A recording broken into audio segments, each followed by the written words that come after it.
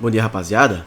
Antes de começar esse vídeo aqui, que você já sabe sobre o que é, eu quero fazer um agradecimento ao meu amigo Ricardo Pinheiro, que foi o cara que me mandou esses pregos. Eu tenho muita dificuldade de encontrar esse tipo de coisa por aqui, então o Ricardo, que é inscrito aqui do canal, me enviou. Eu só tive que pagar o frete, então cara, muito obrigado. Eu espero muito realmente que você goste desse vídeo, desse projeto. Mas enfim, rapaziada, na embalagem que o Ricardo me mandou vieram 18 pregos, e a maioria deles, mais especificamente 16, eram de cabeça redonda. Só 2 desses tinham esse formato um pouco diferente, um pouco mais quadrado.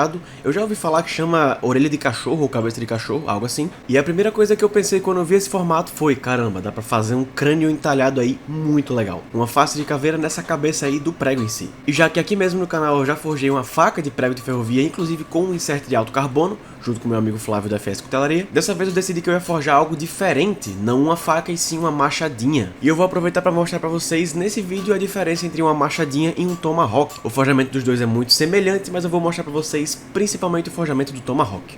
E o primeiro passo desse forjamento, como vocês já estão vendo aí há alguns segundos, é remanchar, recalcar a ponta desse prego. Eu cortei realmente a pontinha da pontinha, porque eu não queria que ela acabasse dobrando e formando uma gota fria. E depois disso, segurando o prego com o tenaz na vertical, eu tô batendo na ponta dele para que ela vá engordando. Eu quero que ele fique mais curto e essa ponta fique mais larga. Isso vai dar mais material para fazer uma lâmina um pouco maior. O começo desse processo vai ser bem chato, porque o prego ele tende a querer entortar, dobrar ao invés de remanchar. Mas é só ir sempre corrigindo, quanto mais gordo ele for ficando, menos isso vai acontecer.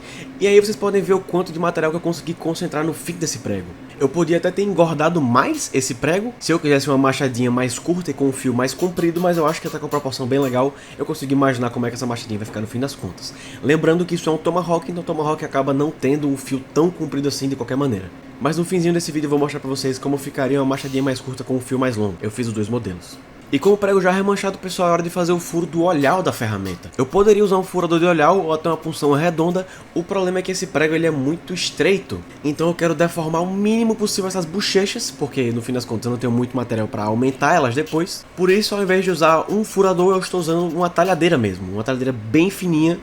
Isso vai dificultar um pouquinho a alinhar os dois furos, né? No fim das contas você começa a funcionar por um lado, vira, depois termina o furo pelo outro. Então não vai ficar um furo tão limpo por dentro do olhar, mas eu vou conseguir preservar legal esse material que eu preciso para as bochechas. Então no fim das contas vai ficar uma machadinha mais bonita. Esse processo aqui é bem rápido, pessoal. Você começa a furar na bigorna, depois vira, finaliza a furação. É importante você fazer em um local de modo a não deformar muito o prego, então mantenha a cabeça dele para fora da sua bigorna. E quando esse furo já estiver feito, você pode continuar batendo com a talhadeira, porque ela já vai começar a servir como um formador, então ela vai começar a alargar e dar um formato redondo pro olhar da ferramenta. E já que isso é um tomahawk, eu quero um olhar mais ou menos redondo. A partir do momento que eu já tenho esse furo feito, eu vou começar a usar sempre os mordentes da minha moça para passar o formador. Isso porque eu não quero deformar a cabeça do prego, já que eu quero que ele continue caracterizado como um prego. É a graça de usar um cravo de ferrovia. Então no fim das contas o que eu apoio na minha moça são as bochechas da minha machadinha. Eu vou abrindo ela devagarzinho conforme eu for passando o formador e vou aumentando até o tamanho que eu achar necessário. Nesse caso aqui eu usei 3 formadores, formador final sendo praticamente só redondo mesmo. E perceba, pessoal, que sempre que eu passo um formador eu começo a forjar as bochechas da ferramenta,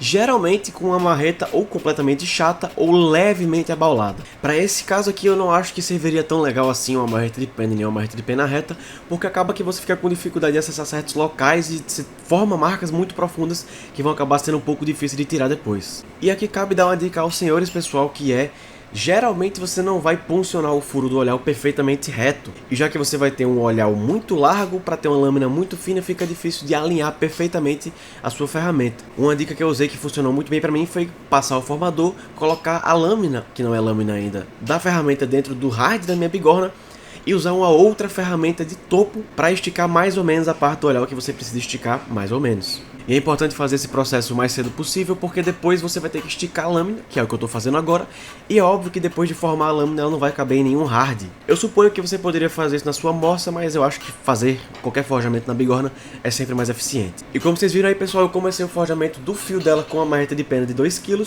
depois fui pro meu martelete com uma ferramentinha de topo, com uma guilhotinazinha para esticar e fazer a transição olhar-lâmina. E esse processo aqui vai me ajudar a ver o quanto de material que eu tenho de fato para forjar o fio do meu machado. Saindo do martelete eu percebi que eu já tinha praticamente as dimensões que eu queria pro meu machadinho, então eu comecei a fazer o forjamento dos bisés da ferramenta usando meu kozuchi, ou minha marreta de cutelaria japonesa. E eu não sei se vocês perceberam, pessoal, mas muitas das coisas que apareceram nesse vídeo aqui eu fiz aqui no canal. Tem 2 vídeos a respeito do martelete, um que inclusive saiu semana passada, tem vídeo de forjamento dessa marreta, tem vídeo de forjamento dos tenazes, tem vídeo de restauração dessa bigorna, enfim, tem vídeo de praticamente tudo. Então se você tá gostando desse conteúdo aqui, eu sugiro que você entre no canal e dê uma procurada aí no tipo de conteúdo que você gosta de assistir. Eu tenho muito orgulho em gravar vídeos que eu não consigo achar outras pessoas fazendo no YouTube brasileiro. Mas enfim, chega de merchan, pessoal. Mentira, mais um. Tem vídeo da restauração dessa moça aí e a manufatura dessa base aí também aqui no canal. Eu devo deixar o link na descrição desse vídeo aqui também no card caso você queira assistir. Mas enfim, com o formato da minha machadinha já finalizado, é hora de começar a fazer a parte mais interessante e diferente desse projeto, que é o entalhe da caveira no pomo do machado.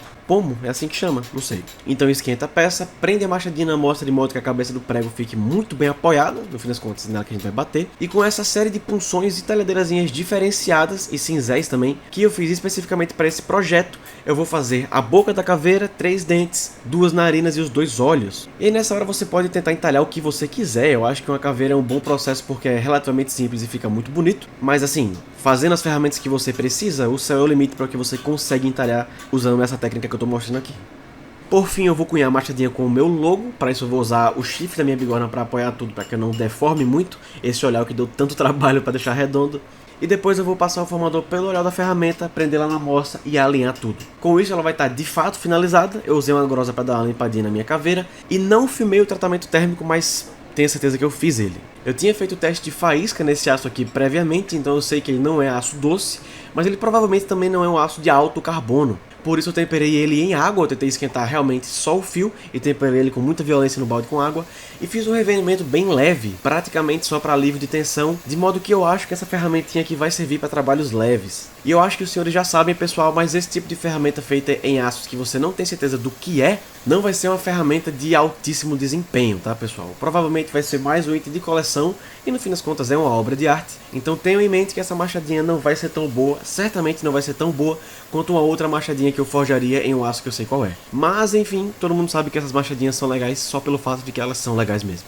E vocês devem ter percebido aí, pessoal, que eu não estou usinando e nem encabando a mesma machadinha que eu forjei no vídeo. Esse é o outro modelo que eu disse a vocês que eu ia forjar. Esse é um machado, não é um tomahawk. E eu forjei ele um pouco mais curto e com um fio um pouco maior do que o outro. E eu tô mostrando esse processo para vocês ao invés do tomahawk porque cabo de tomahawk é razoavelmente mais simples de fazer. O cabo de um tomahawk ele tem essencialmente o mesmo formato do olhal, só que ele afina. Então da mesma forma que a gente costuma fazer aqui nas machadinhas sul-americanas, que é o que a gente costuma usar aqui no Brasil, o cabo de um tomahawk ele é encaixado por cima, sem cunha. Isso quer dizer que no fim das contas é um cabo mais simples de se fazer e também mais simples de se substituir. Para algumas aplicações ele pode ser interessante, mas sinceramente eu prefiro machados normais. E como todo machado normal, eu tô tendo que fazer o encaixe com um pouco mais de cuidado, o encaixe do cabo no olhar da minha ferramenta. Eu vou tirando o material bem devagarzinho, depois eu testo esse encaixe, a cabeça do meu machado vai marcar a madeira no local que está muito apertado, eu vou retirando e testando, até que fique um encaixe bem justinho. Para tudo isso, até agora eu estava usando uma lixa cerâmica grão 36 e agora eu vou substituir por uma grão 180 flexível. É impressionante o quão bem essas lixas tiram os riscos das mais grossas, desde que ela esteja separadinha para madeira e nunca, jamais encoste em algo mais duro como por exemplo aço. Se uma lixa dessa encostar em aço, ela não vai mais cortar madeira, ela só vai queimar. E com esse encaixe já feito, pessoal, é hora de fazer o rasgo da cunha. A cunha é o que vai arrematar o cabo na cabeça e prender eles muito bem preso.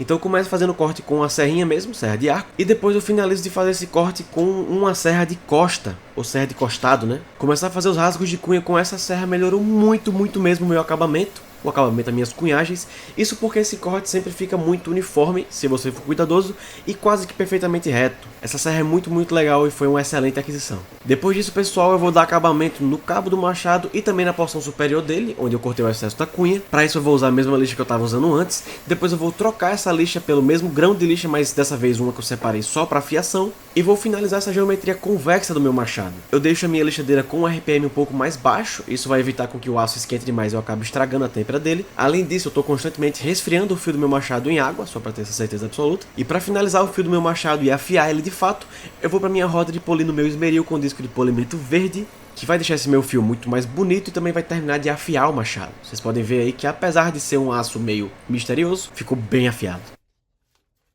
E para finalizar esse projeto pessoal, basta proteger ele muito bem da oxidação e da umidade. Para isso eu estou passando um óleozinho de linhaça no cabo. Eu estou testando ele pela primeira vez, então eu espero que ele funcione bem. E na cabeça da ferramenta eu estou passando o WD-40 mesmo.